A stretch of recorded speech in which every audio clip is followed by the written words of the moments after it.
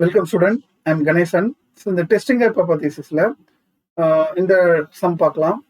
So already நான் கொடுத்துருக்கேன். இந்த லார்ஜ் சாம்பிள்ல 4 டைப் ஆஃப் ப்ராப்ளம் இருக்கு. Single mean, difference of mean, single proportion, difference of proportion. சரி, இது என்ன டைப்பா இருக்குன்றதை நம்ம டிஸ்கஸ் பண்ணலாம். இப்போ நம்ம கொஸ்டினை படிச்சு பார்ப்போம். The mean breaking strength of cable supplied by manufacturer is 1800. So அதோட மீன் வேல்யூ வந்து 1800 சொல்லிட்டாங்க. ஸ்டாண்டர்ட் டிவியேஷன் 100 கொடுத்துருக்காங்க. By a new techniques in the manufacturing process, it is claimed that the breaking strength of the cable has increased ன்னு சொல்றாங்க. இது வரைக்கும் என்னால size of the sample identify பண்ண முடியல. In order to test this claim, a sample of 50 cable. Sample of 50 cable. அப்ப என்னோட value கண்டுபிடிச்சு பாருங்க. என்னோட வேல்யூ 50 அப்படின்னு சொன்னதுனால this is large sample. அப்போ large sampleனா நான் சொன்ன 4 டைப்ல இது என்ன டைப்னு முதல்ல முடிவு பண்ணணும். That is single mean-ஆ, difference of mean-ஆ, single proportion-ஆ, difference of proportion-ஆ. இங்க பாத்தீங்கன்னா மீன் கொடுத்துருக்காங்க. ஸோ அப்போ இது வந்து மீன் தான். இப்போ சிங்கிள் மீனா டிஃபரன்ஸ் ஆஃப் மீனான்னு பாத்தீங்கன்னா இந்த சம்ல ஒரே ஒரு சாம்பிள் தான் எடுத்திருக்காங்க. 50 கேபிள்ஸ் எடுத்து வச்சு டெஸ்ட் பண்றாங்க.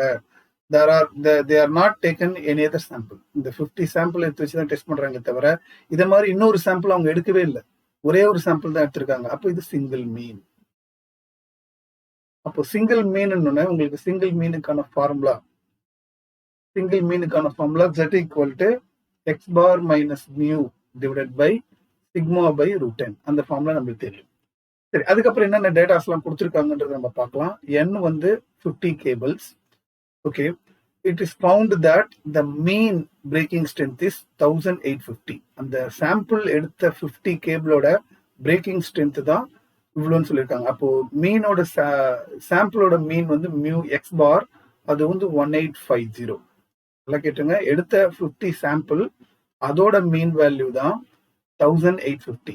இப்போ சாம்பிள் மீன் வந்து எக்ஸ் பார் இன்ட்ரடக்ஷன்ல கொடுத்துருக்கேன், அது பார்த்துக்கோங்க. ஓகே, என்ன தெரிஞ்சு போச்சு, எக்ஸ் பார் தெரிஞ்சிருச்சு. இப்போ அடுத்தது பார்த்தீங்கன்னா ஸ்டாண்டர்ட் டிவியேஷன் வந்து 100 சொல்லியிருக்காங்க. ஸோ சிக்மாவோட வேல்யூ 100.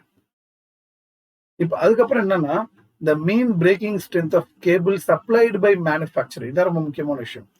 மேனுஃபேக்சர் கம்பெனி, அந்த கம்பெனி மேனுஃபேக்சர் பண்ற அந்த கேபிள் அப்படின்னா அது பாப்புலேஷன், அதோட மீன் வேல்யூ தான் 1800. ஸோ பாப்புலேஷனோட மீன் வந்து மியூன்னு நம்ம எடுத்துக்கிறோம். நம்ம ஆல்ரெடி சொல்லியிருக்கேன் இன்ட்ரடக்ஷன்ல, population mean will be mu. அதுதான் அவங்க வந்து எவ்வளவு சொல்லியிருக்காங்க, 1800. ஸோ கொஸ்டின் கிளியரா படிச்சு எது எது மியூ எது சிக்மா எக்ஸ் பார் அப்படின்றது கிளியரா புரிஞ்சுக்கணும் நீங்க. அதான் ரொம்ப முக்கியமான விஷயம். ஓகே, அப்போ இதெல்லாமே ஐடென்டிஃபை பண்ணிட்டோம். இப்போ அடுத்தது லெவல் ஆஃப் சிக்னிஃபிகன்ஸ் பார்க்கணும். லெவல் ஆஃப் சிக்னிஃபிகன்ஸ் பார்த்தீங்கன்னா ஆல்ஃபாவோட வேல்யூ இந்த சம்ல அவங்களே 1% லெவல் சொல்லிட்டாங்க. ஸோ 1% லெவல் சிக்னிஃபிகன்ஸ் தான் நம்ம பார்க்கணும். சரி, நெக்ஸ்ட் வந்து நம்ம H0 வந்து ஐடென்டிஃபை பண்ணணும். That is null hypothesis and alternate hypothesis. ரொம்ப முக்கியமான விஷயம் இது. சரி, இவங்க என்ன சொல்லியிருக்காங்கன்றது நல்லா பாருங்க. அவங்க என்ன சொல்றாங்கன்னா, அவங்க ஒரு கிளைம் கொடுக்குறாங்க. By a new techniques the manufacturing process it claimed that, அவங்க என்ன கிளைம் பண்றாங்கன்னா, the breaking strength of the cable has increased. கேபிளோட பிரேக்கிங் ஸ்ட்ரென்த் வந்து இன்க்ரீஸ் ஆகும் அப்படின்றாங்க. ஸோ கேபிளோட பிரேக்கிங் ஸ்ட்ரென்த் மீன் வேல்யூ வந்து மியூ, அது வந்து இன்க்ரீஸ் ஆகும் அவங்க சொல்றாங்க. நம்ம எப்பவுமே நல்ல ஹைபோதீசிஸ் எப்படி எடுத்துக்கணும்னா, ஒரே மாதிரி தான் இருக்குன்னு எடுத்துக்கணும். ஆல்டர்னேட் தான் வித்தியாசம் எடுக்கணும். சரிங்களா?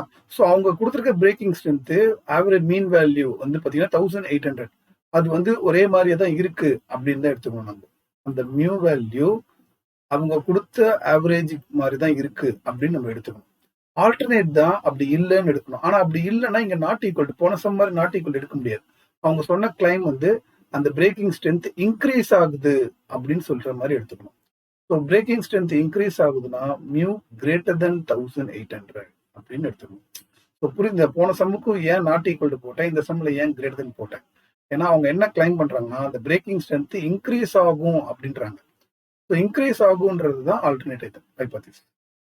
நல்ல ஹைபோதீசிஸ் என்னன்னா, இல்ல எப்பவுமே இருக்கிற மாதிரி தான் அந்த கேபிள் இருக்கு அப்படின்ற மாதிரி எடுத்துக்கணும். அதுதான் வந்து நல்ல ஹைபோதீசிஸ். சரி, நல்ல ஹைபோதீசிஸும் ஆல்டர்னேட் ஹைபோதீசிஸும் எடுத்தாச்சு. ஆனா ஃப்ரம் தி ஆல்டர்னேட் ஹைபோதீசிஸ் இது கிரேட்டர் தென் இருக்கிறதுனால இது ஒன் டைல் டெஸ்ட் அப்படின்றது நம்ம ஐடென்டிஃபை பண்ணிக்கிறோம். So this is one tiled test. Okay, so அப்போ இது ஒன் டைல்டு டெஸ்ட்னு தெரிஞ்சோன்னே அதுக்கான டேபிளை நம்ம வச்சு நம்ம ஐடென்டிஃபை பண்ணணும். அந்த டேபிள் என்னன்னா, இதுதான் பார்த்தீங்கன்னா அந்த டேபிள். இந்த டேபிள் பார்த்தீங்கன்னா நம்ம வந்து 1% லெவல்ன்றதுனால எது வந்துடும், இந்த இடத்துல வந்துடும். ஒன் டைல்டு டெஸ்ட்னா அது இது வந்துடும். ஸோ இது ரெண்டும் பார்த்தீங்கன்னா 2.33 அப்படின்றது நம்ம தெரிஞ்சு போச்சு. இது டேபிள் வேல்யூ. சரி, இப்போ நம்ம கால்குலேட் பண்ணலாம். Z வேல்யூ என்னது? x bar minus mu by sigma by √n. இது ஃபார்முலா. x பார்ன்றது 1850 மைனஸ் மியூன்றது 1800 டிவைடட் பை சிக்மான்றது 100 பை √n. √n √50 அப்படின்னு வந்துருச்சு. ஓகே, இப்போ இதை ஃபர்தரா சிம்பிளிஃபை பண்ணும்போது பார்த்தீங்கன்னா 1850 1800 போனால் 50 வந்துடும். 50 பை 100 பை √50 100 பை √50 அப்படின்னு வந்திருக்கு. ஸோ இதை நம்ம அப்படியே கம்ப்ளீட்டாக கால்குலேட்டர் யூஸ் பண்ணிக்கலாம். ஸோ 50 பை டினாமினேட்டர் 100 பை √50 கால்குலேட்டரில் போட்டிங்கன்னா 14.142 வரும். இதுக்கப்புறம் இதையும் ஃபர்தரா கால்குலேட்டர் யூஸ் பண்ணீங்கன்னா உங்களுக்கு என்ன வரும்னா 3.535 அப்படின்னு வரும்.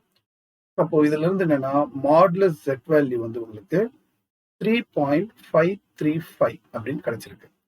ஸோ இது கால்குலேட்டட் வேல்யூ. இப்போ டேபிள் வேல்யூ என்ன சொல்லியிருக்கேங்க? 2.33 சொல்லியிருக்கேன். ஸோ இந்த டேபிள் வேல்யூவை விட கால்குலேட்டட் வேல்யூ அதிகமாக இருக்கு பாருங்க. 2.33 விட நம்ம கால்குலேட் பண்ண வேல்யூ 3.535 அதிகமாக இருக்கு. So that we reject the null hypothesis.